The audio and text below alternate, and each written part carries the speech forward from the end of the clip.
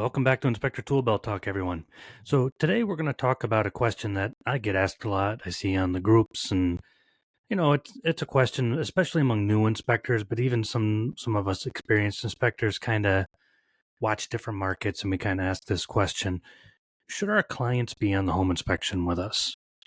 It's a big question because it obviously affects how we go about our day and our business, but it kind of has some deeper roots into how our business operates too, which we'll talk about here in just a moment. But I have a definitive opinion on it.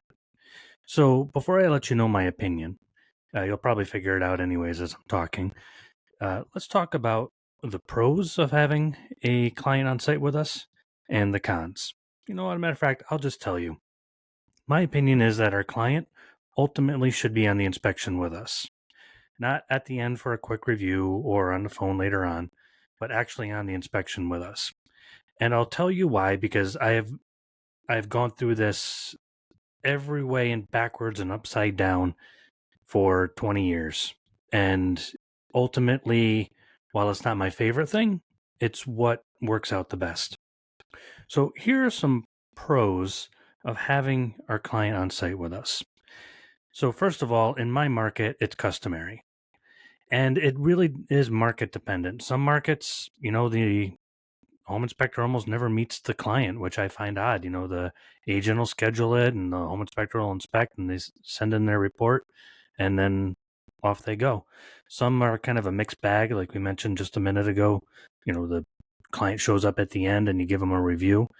But there are some definite advantages to having the client on site with us. First of all, less questions. So questions are going to happen. The best way to handle a question is right there with the person with the thing in front of you. Here's the reason why. Have we ever gotten a call from somebody with a question? Hey, you said my heating unit was gas, but I don't see any gas pipes going into it.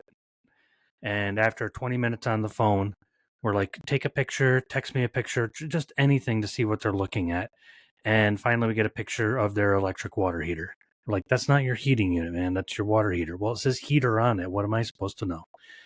It's one of the reasons why big corporations and small corporations alike no longer have phone support. You ever notice that? Go to a website and there's like no phone support? Because unless you're standing there looking at the thing with them, it's really hard to connect people's thoughts. Somebody who's never seen a heating unit, never owned a home, doesn't have a construction background, can be asking you about one thing and we think it's another, and we're just spinning our wheels trying to answer their question. So if there was any underlying frustration, at that point, we've burned through any runway that we had with that person. Every client that I've had that didn't show up to the inspection, I've had some level of that. Because, they're going to want to talk to the home inspector, unless it's one of our, there's a couple of rich areas around here and the guy's just jetting around, doesn't really care. But when they're not in town, they have all these questions and it's really hard to get through them. I've had times where I've actually said, let me go back to the house. Early on, I'm just like, it's just going to be so much easier if I could just get this done and point to you. One of them was a wood destroying insect issue. I found carpenter ants and old termite tubes. And they just couldn't figure out what in the world that I was talking about. And finally I just drove over and explained it to them. So less questions, because we can answer 99% of them on site. And then the questions that they do have are going to be usually follow-up questions like, oh, the contractor said he can fix that foundation wall with carbon fiber strapping instead of excavation. It's like, well, okay, those are different kind of questions than, how does my heating unit work? Or, how do I fix this squeaky door? It's nice when somebody's on site. Answer all those questions. Second thing is liability. And this is especially if we don't wear a body cam. And there's a whole different podcast talking about body cams. But there have been so many times where somebody has been freaked out, got upset at me, said I did some damage or whatever. And, the client and agents that were there with me inevitably go, Ian was with us the whole time, except when he was in this crawl space. And unless he unplugged your refrigerator in this crawl space, he didn't do it. And then people are like, all right, fine, that makes sense. So you kind of have witnesses to what you're doing. And in this day and age, a lot of people have cameras in their houses anyways, but it is a level of protection. People can say, I watched Ian do this and this is what happened. Also, I kind of like not being the last person there. When I leave a house, typically there's going to be other people there. So I'll give an example. The power went out at a house one time, and if you know anything about certain air handlers, they they don't automatically reset sometimes. So the power went out, and the heating unit didn't turn back on because it needed to be manually reset. So middle of winter, they were all upset. They didn't have any frozen pipes. They were freaking out. Ian turned off the heating unit. It really helped me when my clients were like, no, we were there with him. Heating unit was running, and Ian left before we did, and heat was still on when we were here. That makes for a lot of help with liability. And not necessarily big liability. We're not talking like, walls caving in or anything like that. We're talking, stupid stuff. Like I've mentioned it on the podcast before. Guy tried to accuse me of spoiling $5,000-6,000 worth of wine. And in addition to the video that I had taken, I also had my clients that were still in the house after I left. And they also vouched for me. They're like, you didn't unplug a refrigerator. We saw that fridge. There was a light on the front that was still running when we left. So second reason, liability. Third reason, less complaints. Now, we may say that's a subjective thing, but let's just talk statistics. When I review our our clients coming in and stuff like that, I'm not going to go overly granular in these analysis, but I used to look at where the complaints would come from and how they would happen. And there was a disproportionate number of complaints that would happen with people that weren't at the inspection. So much so that it was like triple any other complaint. Any other situation, it was triple or more sometimes. And the complaints were silly. Like I can't think of any solid examples at the moment, but they were usually stupid things that were in the report, or if they just asked me, I would have explained it, but they didn't ask. Things like, why don't I have a 40-gallon water heater? I'm like, because you're in a townhome and you have a 30-gallon water heater, and that's what fits under the stairs. Silly things like that people get themselves worked into a tizzy about. Because remember, they're buying a house, and psychologists say it's one of the top 5 most stressful things that we can do in life is buy a house and move. So people are going to be freaking out about little things. When I'm on site with them, I can kind of calm them down a little bit about the things that don't matter. They're like, oh, this draft hood, it doesn't go outside. It has return air draft hood. I'm like, oh, okay, it's an outside wall. You can pay someone to put that in. Oh, you can put them in? Yeah. I'm like, and at the end of the day, you don't really have a gas stove. Are you going to be cooking here like professional kitchen? Yeah, it's a preference, but it's really not the biggest deal in the world. It's a 1970s house, so they didn't put them in a whole lot in my area. Things like that. That would have been a complaint later on. Instead, I was there with them, talked them through it. They're like, oh, okay, cool. So, statistically speaking, for me, way less complaints. Way less complaints, because I can put out those fires when they're still small, and I can talk them through some of their crazy thoughts. Another reason is they help find things for us. I am dead serious about that, especially the wives. I don't know why, but the wives were just always so observant, and they'll just start pointing things out. I can remember a gazillion different, that's obviously exaggerated, a ton of different examples of times where I've walked into a basement and, the wife will be like, how come those tiles are under this area are smaller than the rest of the tiles? I'm like, oh, geez, those are 9-inch tiles. Good catch. Things that, we're probably going to find anyways, but sometimes hypothetically, maybe not. And they'll ask questions that maybe we weren't asking ourselves, because sometimes we get caught up in our own mind as inspectors. Let's be honest. I'm looking for the same things on the same houses. I've inspected 20 houses in the neighborhood. I know what I'm looking for, and this is the one house that has something different. sometimes our clients and even the agents will find things for us, or especially the agents can educate us sometimes. Maybe I've never inspected in a neighborhood before, and the agent will be like, "Oh yeah, just like all the houses in this neighborhood, it has XYZ right over here." And I'm like, "Oh man, okay. Now, I need to remember that for the next time I'm in this neighborhood." Or, my brother lives down the road and, he has termite traps all around his house because everybody does here. I'm like, oh, okay. Well, now I need to remember that about this neighborhood. Maybe this house doesn't have termites, but maybe the next one will in this neighborhood. It's a wonderful education to have our clients and the agent there with us. Um, the next reason is you get to schmooze. I'm sorry, but you're going to get way more 5-star reviews if they're with you and you're talking and you're building a relationship.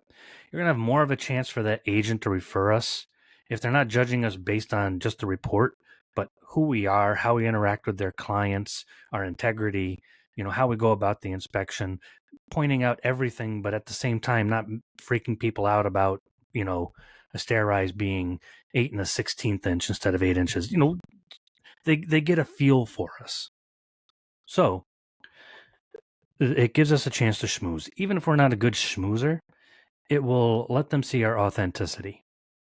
And that's more important to a human being than schmoozing. Schmoozing is just a way of saying they get to know us. The next thing is it helps us make less mistakes. I made a mistake as I was saying make less mistakes. But oftentimes when we're alone, that's when we're prone to make the most mistakes.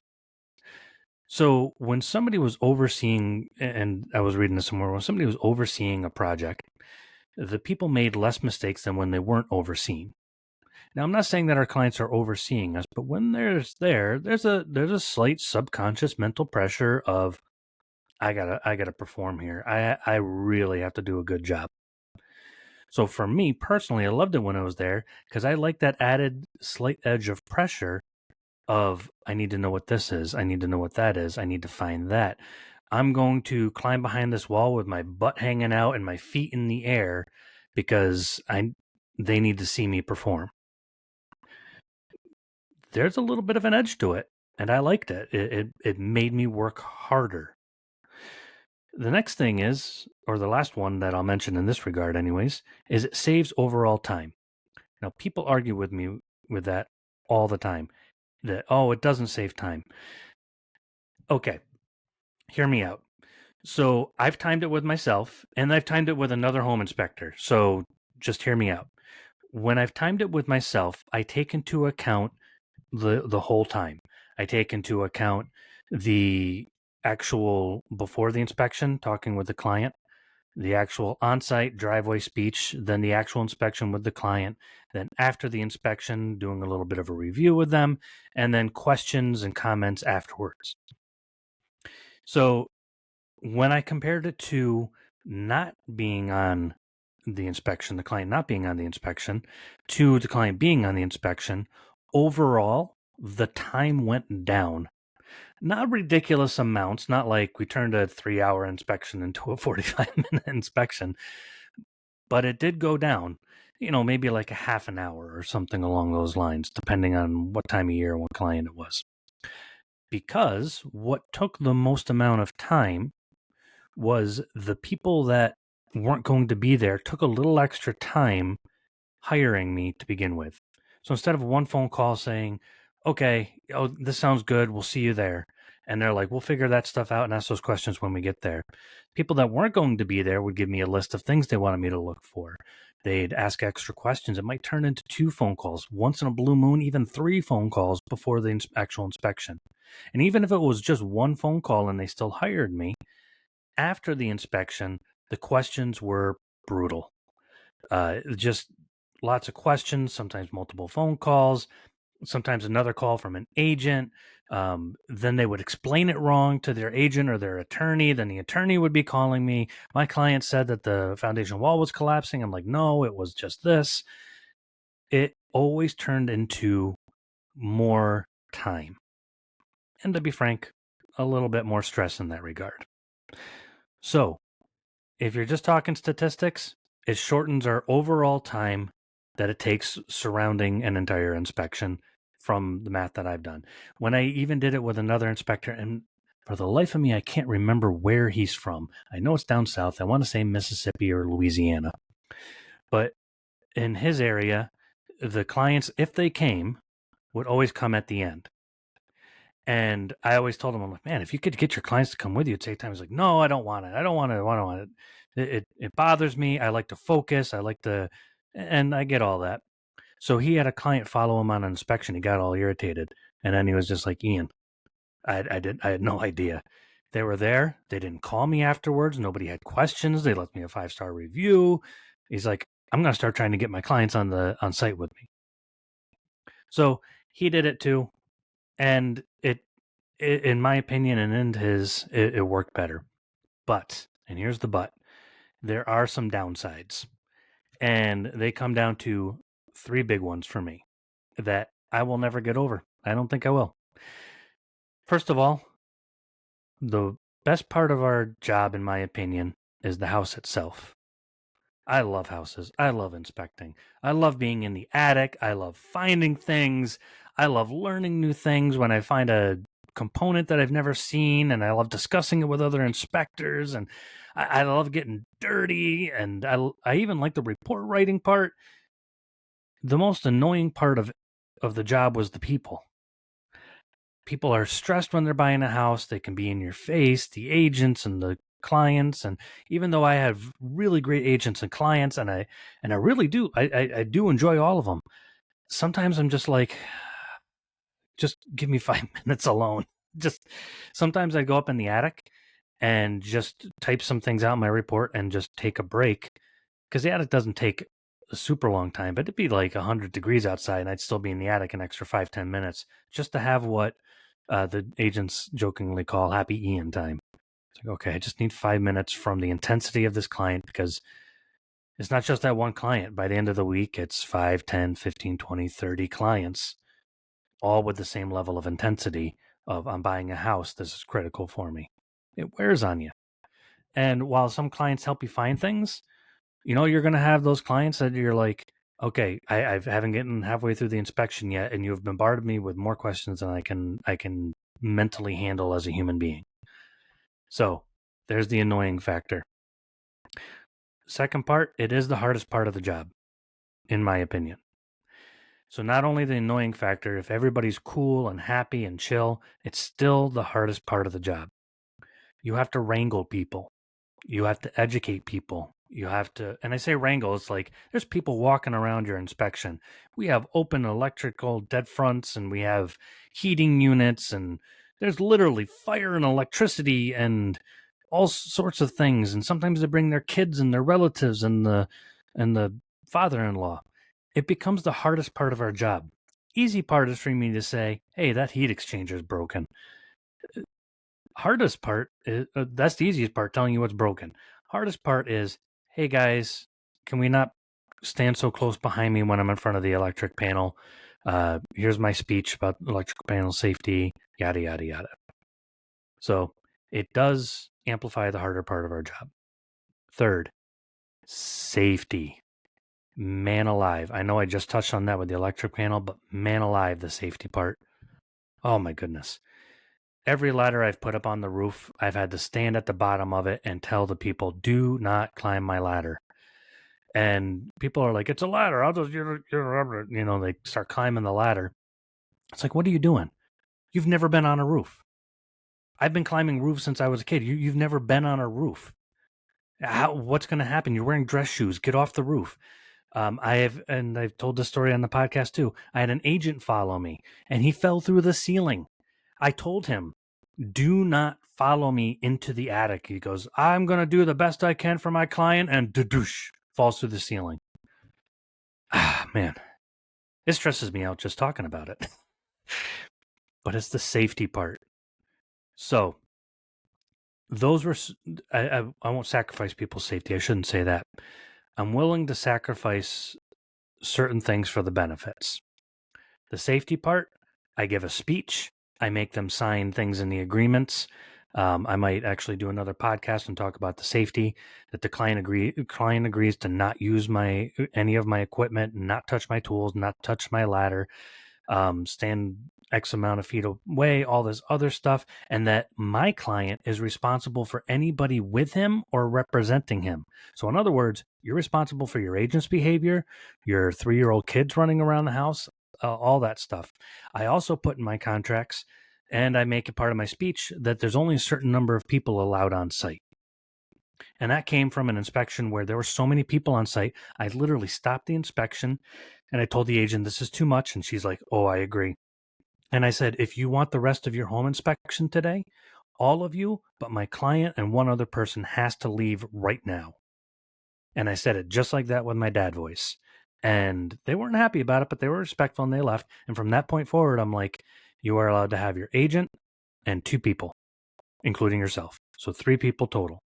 And I have all these things, and I tried using the ladder sign, like step back, don't use ladder, but it was always blowing off, losing it. You know, it just was a pain. So I give a speech, and I have them sign agreements, and I've had to remind people, remember in your agreement that you agreed not to use the ladder. I'm also willing to sacrifice a little bit of my own peace of mind with the annoying factor, because I'd rather deal with the annoying factor and the hardest part of the job, the people, just to have them there so that like I said before, it minimizes my time with the annoyingness. Now, again, I love my clients. I love the agents that we work with, awesome people, but it's the situation with the people, with everything around it, and in a short period of time, I'm trying to find out everything that's ever happened to this house, everything that's happening right now, and everything that ever will happen. And you're asking me why 2x4s aren't actually 2x4. Okay. But I'm willing to sacrifice that because of all the benefits that we mentioned. Lessened liability, less questions, less complaints. They help us find stuff. You get to schmooze and advertise a little bit. And that's the big one for me. People who like you will recommend you more. So if they're not on the inspection with you, they didn't build that relationship, and they didn't get impressed when your feet are dangling out of the attic and you're covered in cobwebs and you're explaining to them this complex issue, and they're like, oh my goodness, this guy's amazing. You don't get that advertising. They're going to be less likely to refer you, even though you did the same amazing job when they weren't there.